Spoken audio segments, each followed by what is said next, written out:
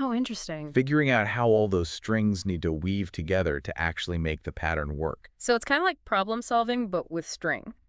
I Exactly. never thought of it that way. Yeah. And like every time you decide, Yeah. you know, Yeah. okay, this string goes over, this one goes under, Mm-hmm. you're making like all these little mini decisions Right. that impact the whole design. Yeah. It's almost like coding in a way, Oh, wow. but with knots instead of like ones and zeros. That's such a cool connection.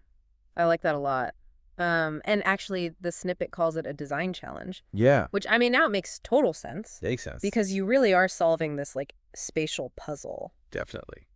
And I bet, a lot of us haven't really thought about the process behind even making these, like, simple patterns. Right. And that's what's so cool is, like, these really basic principles that you can find in something like bracelet making Yeah. can actually lead you to understanding way more complex geometric concepts.